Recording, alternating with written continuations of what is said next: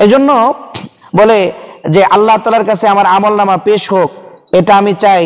বলে এটা আমার নেক আমলের উপরে হোক, আমার রোজা থাকা অবস্থায় হোক, আমার জিকির আজগার করা অবস্থায় আল্লাহ তাআলার কাছে পেশ করা হোক। আরেকটা বিষয় হলো এই লাইলাতুন নিসফি মিন শাবান অর্থাৎ শবে বারাতের রাতে প্রত্যেকটা বান্দার ভাগ্য লেখা হয়।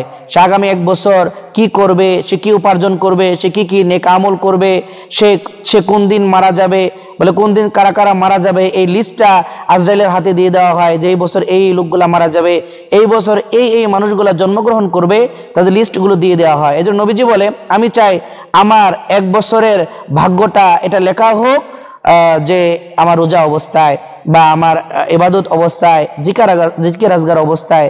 এজন্য নবীজি সাল্লাল্লাহু আলাইহি ওয়াসাল্লাম শাবান মাসে বেশি রোজা রাখতেন। তবে নবীজি প্রথম 10 দিন এবং দ্বিতীয় 10 দিন বলে রোজা রাখার কথা বলছেন, শেষের দিকে রোজা রাখতে নিষেধ করেছেন, বিশেষ করে শাবানের শেষ তারিখটা রোজা রাখতে নিষেধ করেছেন। এটা এজন্যই বলে শেষ দিন রোজা রাখলেও রমজানের আর শাবানের মধ্যে কোনো পার্থক্য বুঝবে না। আর 2 নম্বর আমল হলো আমরা বলে দিনের বেলায় তো রোজা রাখবো, আর বেশি বেশি রাতের বেলায় নফল ইবাদত করব। খুব বেশি রাতে এবং দিনে নফল ইবাদত করব।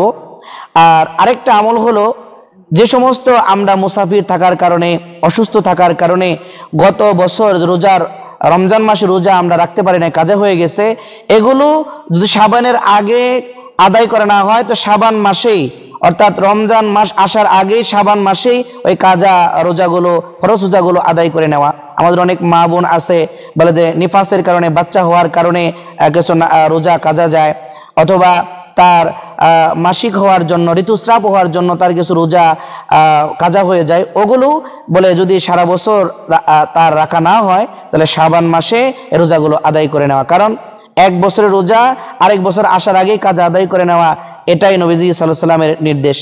আর আরেকটা বিষয় হলো যার মাধ্যমে আমরা পুরো শাবানে আমরা করব, যেটা একটু আগেও বলছি, বেশি বেশি দান সদকা করব। এটা হাদিসের মধ্যে না থাকলেও আমাদের সাহাবায়ে কেরাম আসলাফদের আমল দ্বারা প্রমাণিত।